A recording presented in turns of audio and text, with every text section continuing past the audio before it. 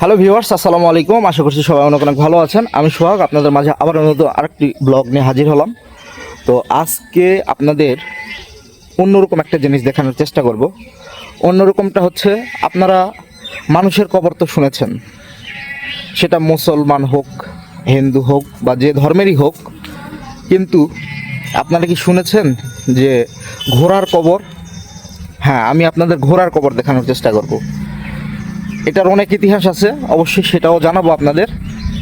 তো চলুন আমরা ঘোড়ার কবর দেখে আসি। যেতে যেতেই হঠাৎ করে চোখে পড়ল কিছু বৃদ্ধ মানুষজন কি যেন করছে। কাছে গিয়ে দেখি তারা সুন্দর করে ঝাঁটা তৈরি করতেছে, দেখতে অনেক সুন্দর লাগতেছে। তো আমরা এখন যাচ্ছি কিন্তু সেই ঘোড়ার কবর দেখার জন্য।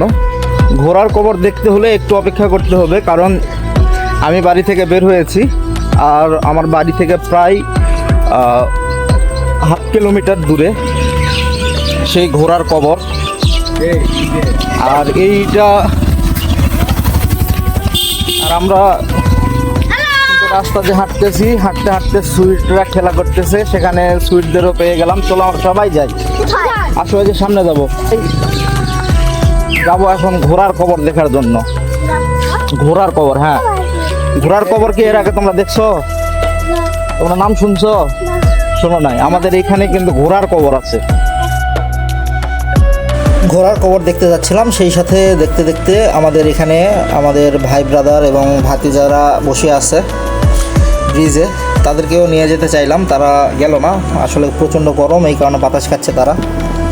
তো চলুন আমরা সামনের দিকে যাই, গিয়ে আমরা দেখে আসি ঘোড়ার কবর কেমন হয় বা কিভাবে ঘোড়াকে কবর দেওয়া হয়েছিল বেশ কিছুদিন আগের এই ঘটনাটি। চলুন আমরা দেখে আসি। ফুটবল খেলা হচ্ছে তো ওই জায়গায়, ওই যে পিচ্চু বাচ্চারা ফুটবল খেলতেছে, আর আমরা কিন্তু যাচ্ছি হাঁটতে হাঁটতে যত দূর যাওয়া যায়। বেশি দূর না, অল্প। আর এই যে দেখুন মরিচ উঠাচ্ছে, মরিচ 5 টাকা কেজি।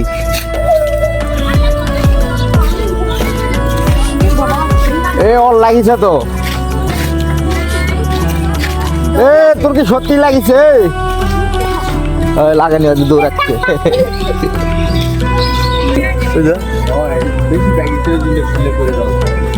তুল ভাই ভালো আছো? কি খবর ভাই? ভালো। তুল ভাই ভালো? ভালো ভাই, হ্যাঁ? ভালো। এই যে আমার ভাই, ভাই ডান্সে থাক। আমার ভাই দোয়া করি। রাস্তায় যাইতে যাইতে পেয়ে গেলাম। ভাই কই যাচ্ছেন আপনি? এই কি করবা? কি ঠিক করবে? এই যে ফ্যান, ফ্যান, ফ্যান। ও, গরমের ফ্যানের দরকার আছে। হয় ভাই। ঠিক আছে, কোনটা? ওই পার? ওই পার। আচ্ছা যেটা আমি নেই। আচ্ছা ভাই, আচ্ছা। তো আমার ভাইয়ের সাথেও দেখা হয়ে গেল। আমরা কিন্তু সবাই যাচ্ছি, আমি একা বের হয়েছিলাম, সাথে যে তারেক, সজীব, সৈকত, সুইট, হামিম সবাই যুক্ত হয়ে গেল। আমরা কিন্তু প্রায় পৌঁছে গেছি। ঘোড়ার কবর শুনতেও দারুণ না? আসলেই দারুণ, কারণ এগুলার ঐতিহাসিক কিছু কথা আছে, যে কথাগুলো হচ্ছে, আরও এই ঘোড়ার কবরটা কোথায় এইটাও আমি অবশ্যই আপনাদের জানাবো। বেশ কিছু বছর আগে, আমি ইতিহাসটা একটু পরেই বলি, আমি আগে দেখাই আপনাদের।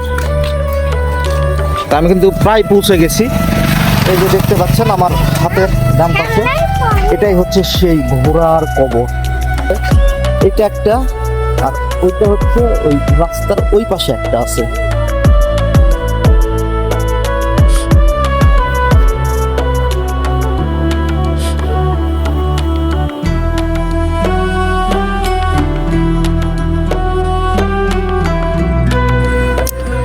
এই সেই ঘোড়ার কবর, এইখানেই সাহিত্য আছে বেশ কিছু ঘোড়া। আর এটার ইতিহাসটা এখন আমাদের বলি আপনাদের, যে এখানকার কিছু প্রতাপশালী লোক এই গ্রামের, এটার ঘটনাটা বলি, এবং কোথায় এই জায়গাটা সেটাও আপনাদের আমি জানাচ্ছি। এটা হচ্ছে নওগাঁ জেলার, নওগাঁ সদর উপজেলার চকনদীকুল গ্রামে এই ইয়েটার অবস্থান। আর এটা হচ্ছে মানে কিছু প্রতাপশালী লোক, তারা নিজের কাজের জন্য ঘোড়া নিয়ে আসছিল কেনে, এবং সেই ঘোড়াগুলো মারা যায়। মারা যাওয়ার কারণে ঘোড়ার কিছু ঘোড়া এখানে কবর এবং ওই যে ওই পাশটাই কবর দিয়ে রাখে। তো এর পরবর্তীতে আমাদের সেই অনেক বছর আগে, আরও প্রায় মিনিমাম 50 বছর আগের কথা বলতেছি আমি, 50 বছর 60 বছর হবে, এই ঘোড়াগুলো এইখানে এবং ওইখানে শায়িত আছে। তো এইটাই হচ্ছে সেই ঘোড়ার কবর আমাদের নদীকুল, চক নদীকুলের ঘোড়ার কবর। দুইটা স্থানে এই ঘোড়া দুইটা ইয়ে করা আছে, একটা নদীর ওই পাশে, একটা এই পাশে। তো সবাই ভালো থাকবেন এবং এইরকম ইন্টারেস্টিং ভিডিও পেতে আমার চ্যানেলটি অবশ্যই সাবস্ক্রাইব করে রাখবেন। ঠিক রাস্তার ওই পাশে একটা ছিল, আর এইখানে হচ্ছে আরও কয়েকটা। এই সেই ঘোড়ার কবর।